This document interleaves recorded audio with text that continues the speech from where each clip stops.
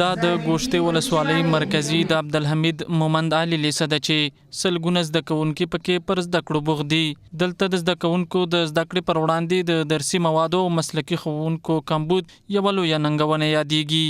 زده کوونکي وایي د ساینسي مضامینو لپاره د مسلکي ښوونکو د نشتون له امله له عملي زده کړو هم بې برخې دي. اگر ما دلته پخپله د فزیک مسلکي استاد نشته دی، د حیاتي مشکل ډېر زیات دی. بیخي چوکۍ خو لرو نه، د حالات د شطرنجي پرتې دي. نو مسلکي استادانو مشکل ډېر زیات دی. خپله موږ د دري استاد مسلکي نه لرو. د فزیک خو مې درته وویل لابراتوار شته دی، خو موږ ورته تللي نه یو ځکه چې مسلکي استاد زموږ نشته دی. زموږ لیسه کې ډېرې ستونزې دي. لومړی تاسو د کتابونو خبره وکړه. کتابونه خو څه کال ښه دي په وخت سره شاګردانو ته ورسېدل. څه ستونزه وه هغه حل شوه. دویم دا چې استادان مسلکي هم لرو خو ډېر مسلکي نه دي، کم مسلکي دي. لابراتوار شته دی خو یو صبر به کېدای شي کوم شاګرد زه د خپل شاګردانو غونډې نمایندګي کوم چې یو شاګرد به مو صبر لابراتوار نه وي کتلی او نه به یې وګوري ځکه چې استاد مسلکي نشته. څه مشکلات خو وروره زیات دي ځکه د کتابونو مشکل هم زیات دی. دلته موږ 12 سیم دی باید موږ په چوکۍ وکړو، دلته موږ ته درې دي. همدارنګه د مکتب شاوخوا احاطه نشته دی. د دې ولسوالۍ د ډیری ښوونځیو د سرپناه د نشتون له امله زده کوونکي تر شنه اسمان لاندې خپلې زده کړې کوي. زموږ د تجربو کې ناست دي د باران او دغه همداسې زه هم پردې د خاص دغه نشته دی، بلډینګ دا شیانې نشته دی.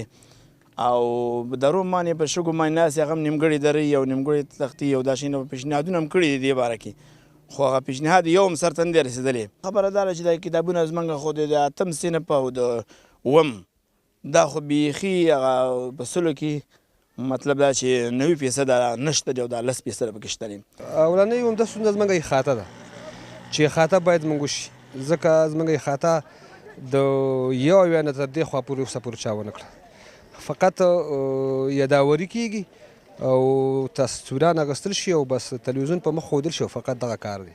د ننګرهار د پوهنې ریاست مسؤلین بیا په دغه ولسوالۍ کې د مسلکي ښوونکو نشتون ردوي او زیاتوي که هر ښوونکی په دنده کې ناغېړي وکړي قانوني چلند به ورسره وکړي. دا نه منو چې ګواکې مسلکي ښوونکي نه لرو. البته د ځینو ښوونځیو کې دا ستونزه موجوده ده چې د زمرو ویش په سمه توګه نه دی شوی. یو څوک تاریخ نه فارغ دی، هغه ته د فزیک درس سپارلی چې دا د خلاف د لایحې دی.